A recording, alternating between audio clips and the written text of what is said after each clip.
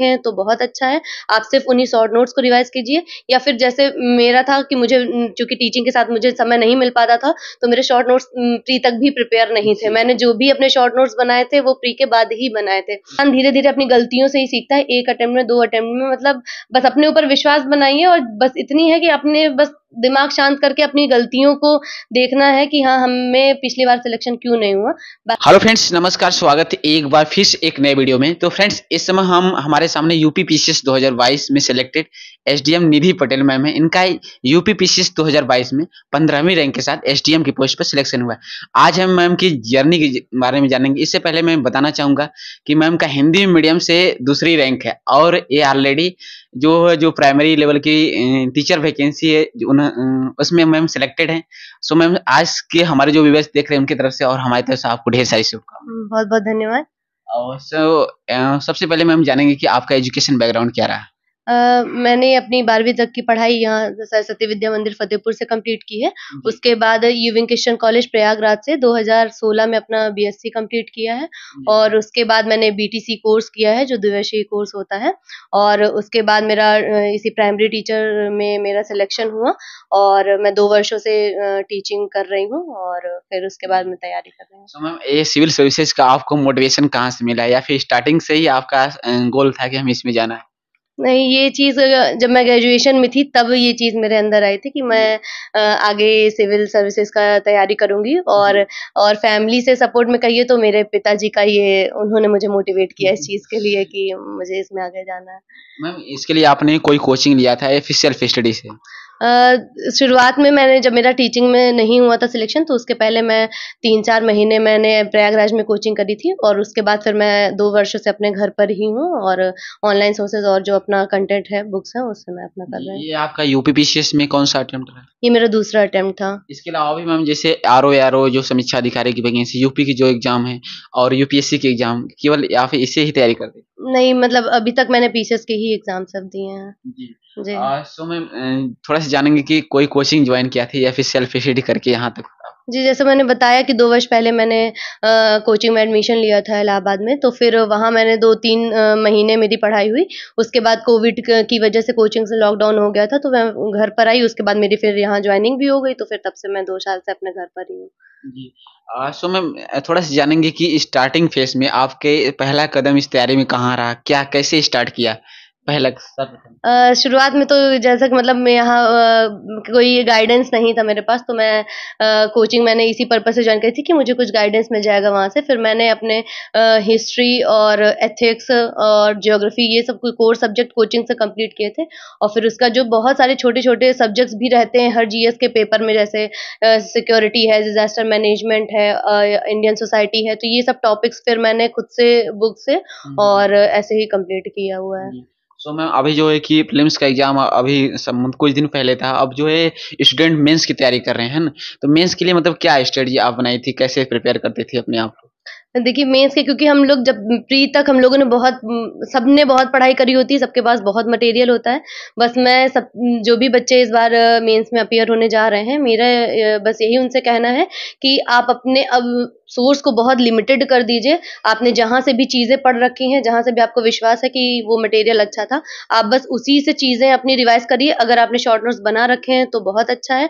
आप सिर्फ़ उन्हीं शॉर्ट नोट्स को रिवाइज़ कीजिए, या फिर जैसे मेरा था कि मुझे चूँकि टीचिंग के साथ मुझे समय नहीं मिल पाता था, तो मेरे शॉर्ट नोट्स प्री तक भी प्रिपेयर नहीं थे। मैंने जो भी अपने शॉर्ट नोट्स बनाए थे, वो प्री के बाद ही बनाए थे। तो उस शॉर्ट नोट्स में जो मेरा नोट्स जो मेरा बेस रहता था, तो मैंने जो टेस्ट सीरीज़ जॉइन करी थी, मैंने टेस्ट सीरीज़ मैंने बहुत टेस्ट दिए, सिर्फ़ इसलिए कि मेरा टाइम लिमिट में पेपर कंप्लीट हो और मेरे पास जैसे कि करंट के नए-नए क्वेश्चंस कोचिंग में टेस्ट सीरीज़ में वो लोग रखते हैं, तो कोई टेस्ट सीरीज़ के थ्रू मेरा सारा चीज़ें कवर हो जाएँ। तो जो मेरा शॉर्ट नोट्स था, वो मेरे टेस्ट सीरीज़ के जो मॉडल आंसर्स रहते थे, उस पे बेस्ड था। और मैंने एक क्रैश कोर्स यूपीएससी हिंदी का एक क्रैश कोर्स जॉइन किया था, तो उस क्रैश कोर्स से शॉर्ट्स नोट्स उससे बनाए थे। और टॉपर्स कॉपी मेरा बहुत एक बेस रहा है कि जैसे हम लोग पढ़ते पढ़ते हैं लेकिन हमें ये नहीं पता चल पाता कि इसे हमें प्रेज़ेंट कैसे करना है। जी। तो उस चीज़ में मैंने मतलब टॉपर्स कॉपी दृष्टि के साइट पे पड़ी रहती है, तो मैंने वहाँ से लगभग जितनी कॉपी वहाँ रवि सर की और दिव्या मैम की कॉपी जी। मैंने वहाँ से उनकी जितनी कॉपी जीएस की, एसे की, वहाँ से मैंने पूरा कवर किया था।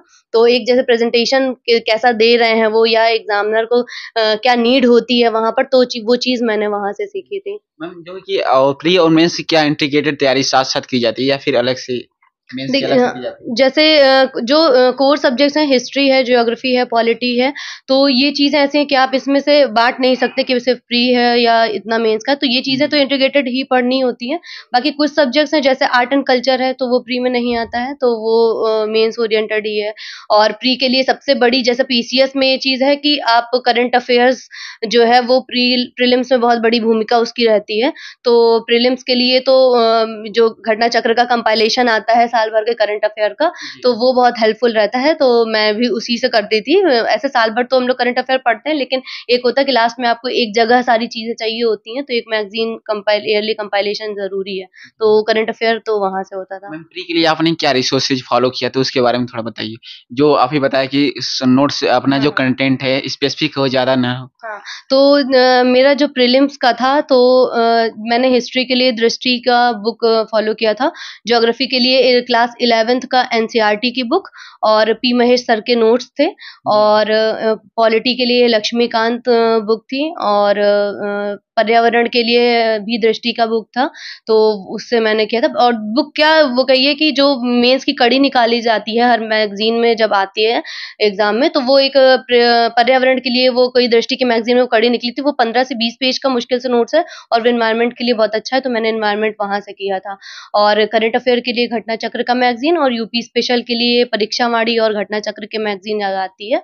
और इससे पहले कि ये सब तो सोर्स हैं ही, साथ में आपको प्रीवियस ईयर क्वेश्चंस ज़रूर लगाना चाहिए, तो वो घटना चक्र पूर्वावलोकन से वो सारी चीज़ें कवर हो गई थी। और मेंस के लिए जो सोर्स था, तो मेंस के लिए जो एक्स्ट्रा सोर्स रहे हैं, तो उसके लिए जैसे ज्योग्राफी का है, तो ज्योग्राफी स्पेसिफिक वही पी महेश सर के नोट्स थे और उसमें पर्यावरण के लिए या फिर साइंस सेंटर जो जीएस 3 पेपर रहता है, वो बहुत डायनामिक रहता है।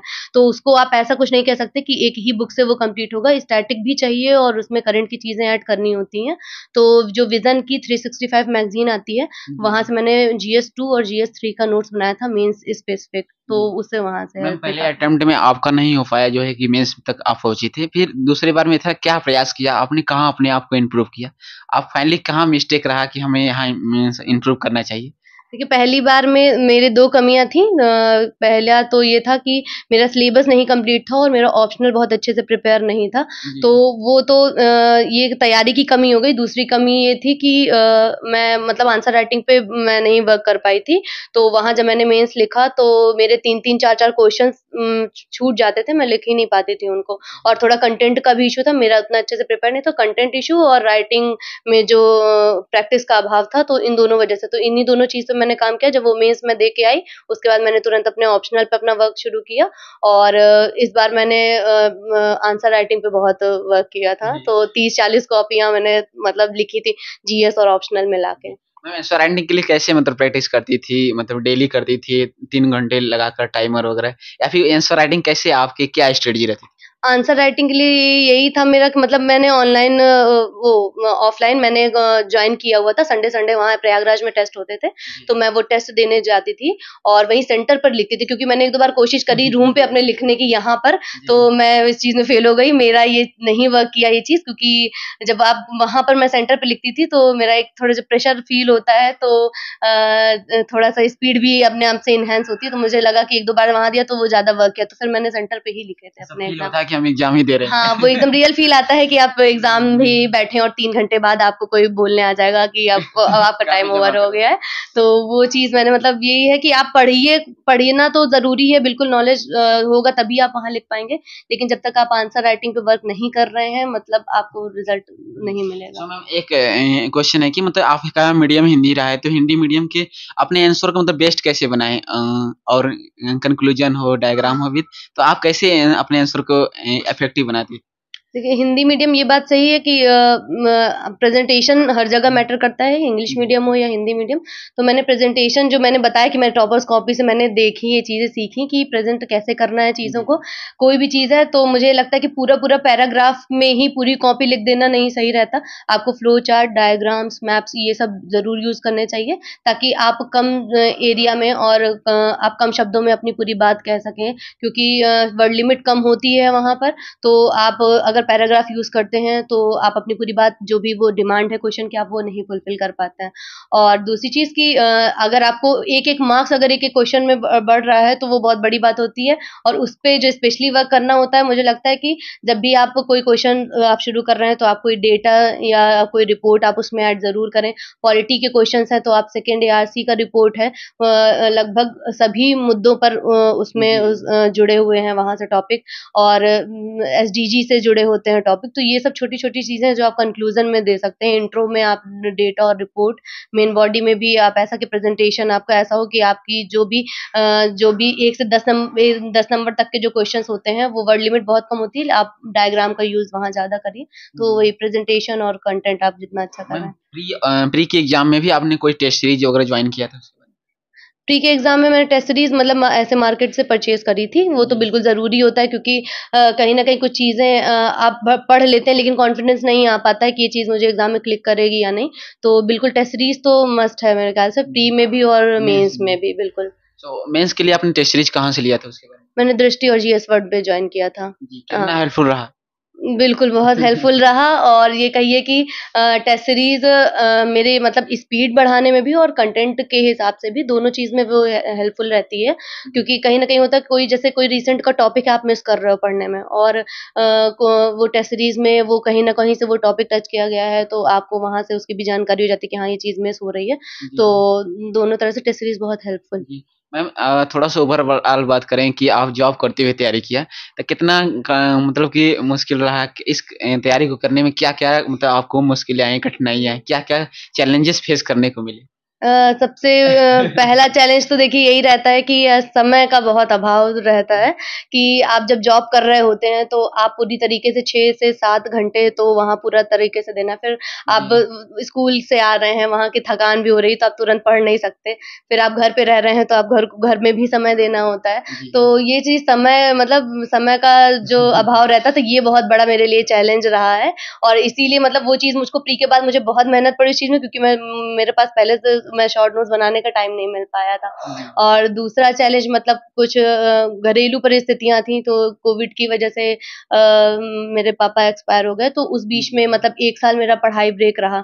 तो जब मैंने फिर दोबारा से जब ये डिसीज़न लिया कि मैं फिर से अपना तैयारी शुरू करूँगी, तो उस चीज़ में मुझे काफ़ी समय लगा फिर। जी, सो मैम आप जॉब करते हुए तैयारी किया, तो कितने ओवरऑल एक स्टूडेंट का डाउट रहता है मतलब ओवर कितने घंटे पढ़ना चाहिए 8 घंटे, 10 घंटे, तो आप कितने घंटे प्रिपेयर करती थी डेली? देखिए, मुझे ऐसे प्री के बाद तो समय देना ही पड़ता है, तो जी। उसकी तो अलग बात है, जो एक रेगुलर पढ़ाई की बात है।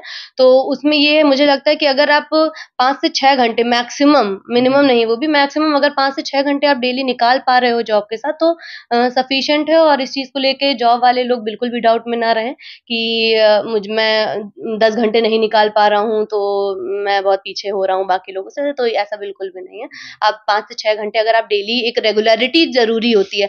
आप भले 4 घंटे भी पढ़ रहे हो, और अगर आप उसको रेगुलर कर पा रहे हैं, तो ये बहुत बड़ी चीज़ है। जी।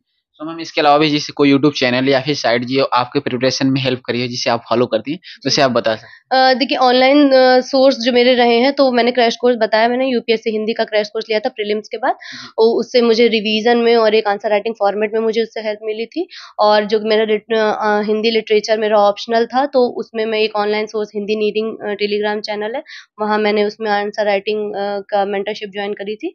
तो जी। ये 2 सोर्स रहे हैं मेरे, तो मुझे यहाँ से हेल्प हुई है। और एक टेलीग्राम चैनल पे जैसे मैंने बताया कि वो डेटा एंड फैक्ट्स आपको जी। ऐड करना होता है, तो वो उसका सोर्स मेरा एक टेलीग्राम चैनल है, स्टडी टुडे हिंदी करके। तो मैं वहाँ से उसमें उसमें हर डेटा, हर लगभग हर मुद्दे पर डेटा उसमें देते हैं, सिर्फ़ डेटा ही दिया जाता है उसमें। जी। तो मैं वहाँ से अपना डेटा का अपना लिस्ट वहाँ से बनाई थी मैंने। सो मैम एक क्वेश्चन है कि हिंदी मीडियम के छात्रों के लिए सी-सेट बहुत ज़्यादा प्रॉब्लम करता है। तो सी-सेट की तैयारी आप कैसे किया या फिर इससे पहले कोई एग्ज़ाम आप दिए थे? तो जी। सी-सेट को कैसे प्रिपेयर करें? देखिए, मैं मतलब बिल्कुल सीसैट का रोल बहुत ज़रूरी है, क्योंकि बिना सीसैट के आपका जीएस की मेहनत भी कभी-कभी खराब हो सकती है, तो सीसैट पे भी ध्यान देना ज़रूरी है। लेकिन सोर्स मैं इसलिए नहीं बता पाऊँगी, क्योंकि मेरा मैथ्स बैकग्राउंड रहा है, तो मैं मैथ्स और इंग्लिश का अटेम्प्ट करके और हिंदी के क्वेश्चंस करके मेरा सीसैट कवर हो जाता था। लेकिन हाँ, ये बात बिल्कुल सही है, जिसका मैथ्स बैकग्राउंड नहीं रहा है, तो ये बात तो सही, आप बहुत पूरा ये चीज़ अचानक से नहीं तैयार कर सकते कि मैं सारा मैथ्स सेक्टर तैयार कर लूँ। जैसे किसी का मैथ्स बैकग्राउंड नहीं रहता है, बायो है या ह्यूमैनिटीज़ है, आप थोड़ी-थोड़ी जो बेसिक टॉपिक आप देख सकते हैं प्रीवियस ईयर क्वेश्चन में कि कौन से टॉपिक है मैथ्स के, परसेंटेज है, एवरेज है या और भी चीज़ें हैं, तो वो आते ही आते हैं क्वेश्चन। तो आप वो बेसिक क्वेश्चंस मैथ्स से वो कवर कर ले सकते हैं। यूट्यूब पे सीसैट का मुझे लगता है कि यूट्यूब पे बहुत आराम से सोर्सेज़ हैं, आप यूट्यूब से सीसैट का कवर कर सकते हैं। और अगर बहुत प्रॉब्लम है तो आप जो उसमें कम्युनिकेशन वाले जो क्वेश्चंस हैं, वो कर सकते हैं वहाँ से। सो मैम जैसे आंसर राइटिंग जो पेपर लगातार होते हैं और जीएस 1 जीएस 2 ऐसे करके या फिर ऑप्शनल के पेपर, तो जैसे बीच में जो एग्जाम होता है तो बहुत ज़्यादा प्रेशर रहता है, तो 1-2 घंटे में कैसे मतलब उस चीज़ को कैसे रिवाइज करें, या फिर शॉर्ट नोट्स बनाती हैं, या फिर कैसे एक पेपर हुआ है फिर 2 घंटे बाद फिर दूसरा पेपर होना है, तो उस मतलब उससे कैसे आप देखते हैं? देखिए, ये बात तो सही है, जो वो पहले से कितना भी पढ़ाई किए रहो, लेकिन जब वहाँ पर वो कंटिन्यू जब 4 दिन एग्ज़ाम होता है, तो इतना हेक्टिक शेड्यूल हो जाता है जी। कि पैनिक होना सच में सभी होते हैं। लेकिन बस वही चीज़ है कि आप, ये मुझे लगता है एग्ज़ाम यही चेक करता है कि आपके अंदर कितना पेशेंस है और आप कितना चीज़ों को हैंडल कर पाते हो, पैनिक नहीं होते हो। तो उसके लिए मतलब यही था कि जैसे एक एग्ज़ाम हुआ, दूसरे एग्ज़ाम में आप आराम से रिलैक्स फ़ील होके आप अपना लंच लेके जाते हो, आप आराम से लंच करिए, आधे पौन घंटे आराम से रिलैक्स करिए। फिर इन केस अब वो अपना-अपना है कि किसी को लगता है कि मैं बिल्कुल नहीं देखूँगा, मतलब मेरा ये रहा है कि मैं अपना इतना टाइम रिलैक्स आधे घंटे, पौन घंटे में आराम से करके, और कुछ जैसे डेटा एंड फैक्ट्स का वो अलग से सबके पास रहता है, तो वो मैं रिवाइज़ करती थी हर पेपर के पहले। तो वो चीज़ मैं देखती थी, या मुझे लगता है कि यहाँ ये चीज़ मैं मिस कर रही हूँ, या ये चीज़ दिमाग से निकल जाती है जल्दी, कुछ डेटा है, तो उतने की लिस्ट अलग थी और बस वही मैं एग्ज़ाम में मैं अपना रिवाइज़ करती थी वहाँ पे। सो मैम इन फ्यूचर जो स्टूडेंट तैयारी कर रहे हैं जिनका सिलेक्शन नहीं हो रहा, तो अपनी तरफ से क्या मैसेज सजेशन देना चाहते देखिए, ये बात सही, कहीं न कहीं देखिए कभी-कभी होता है कि हाँ, फेल्योर मिलते हैं, जी। और लेकिन ये चीज़ मैं कहना चाहूँगी कि देखिए, ये तैयारी ऐसी है कि ये पहली बार में भी लोगों का होता है और वो भी हम ही लोगों में से होते हैं। लेकिन हाँ, ये है, ज़रूरी नहीं है कि सबका पहली बार में हो। अगर आपके अंदर इतना पेशेंस आप बना के चलो कि आपको नहीं भी होता है, तो आप आराम से 3-4 अटेम्प्ट तक तो आपको मतलब निराश होना ही नहीं है। अगर आप 3-4 अटेम्प्ट के पहले आप अगर तैयारी छोड़ देते हैं, तो मुझे लगता है कि आपको फिर शुरुआत करना ही, आपकी वो मेहनत भी खराब हो जाएगी। तो इंसान धीरे-धीरे अपनी गलतियों से ही सीखता है, 1 अटेम्प्ट में, 2 अटेम्प्ट में, मतलब बस अपने ऊपर विश्वास बनाइए, और बस इतनी है कि अपने बस दिमाग शांत करके अपनी गलतियों को देखना है कि हाँ, हमें पिछली बार सिलेक्शन क्यों नहीं हुआ। बाकी ये नहीं है कि हाँ, हताश नहीं होना है। हमारे सामने बहुत सारे उदाहरण हैं, हर बार रिज़ल्ट आता है, हर बार हम लोग देखते हैं कि चौथा अटेम्प्ट था, 5वां अटेम्प्ट था, 6वां अटेम्प्ट था, तो ऐसा नहीं है, उदाहरण बहुत सारे हैं। अगर आप वहाँ से मोटिवेशन अगर आप सीख ले सकते हैं, तो आप कभी निराश नहीं होंगे। हैं? एक मैम लास्ट क्वेश्चन है, कोई मोटिवेशन या इंस्पिरेशन लाइन है? आप तो हिंदी लिटरेचर की जो है कि छात्र भी रह चुकी हैं, तो कोई भी मोटिवेशन लाइन है, इंस्पिरेशन लाइन है, हमारे स्टूडेंट के साथ शेयर कीजिए। एक हिंदी लिटरेचर में हाँ, एक कविता थी राम की शक्ति पूजा निराला जी की। जी। तो वो मैं जब पढ़ती थी, तो मुझे उससे मोटिवेशन मिलता था। उसमें राम जी साधना कर रहे होते हैं और उनका एक देवी उनका कमल का फूल लेकर चली जाती हैं, और वो बिल्कुल हताश हो जाते हैं कि अब मेरी पूरी जितनी भी तपस्या थी, वो सारी मेरी खराब हो गई है, अब मुझे सफलता नहीं मिलेगी। तो वहाँ पर ये चीज़ें थी कि मैं उस कविता को पढ़ के मोटिवेट होती थी वहाँ से। थैंक यू मैम, हमारे व्यूअर्स को और हमारे साथ अपना कीमती समय देने के लिए आपका बहुत-बहुत धन्यवाद। धन्यवाद, थैंक यू सो मच। मैं इस प्लेटफ़ॉर्म से मैं अपनी चीज़ें पहुँचा पाई, या अगर मेरी किसी भी चीज़ से अगर किसी स्टूडेंट को कोई हेल्प मिलती है, तो बिल्कुल ये सार्थक हो गए हैं। तो फ्रेंड्स मैम ने वो सारी चीज़ें एक-एक करके कवर किया है और प्री से लेकर मेन से आंसर राइटिंग का एक-एक करके सब हमें इस वीडियो में कवर किए। कोई भी क्वेरी तो कमेंट सेक्शन में ज़रूर बताइएगा, जिससे आने वाले अगले वीडियो में क्वेश्चन पूछेंगे। चलिए मिलते हैं किसी नए वीडियो के साथ, तब तक के लिए जय हिंद, वंदे मातरम।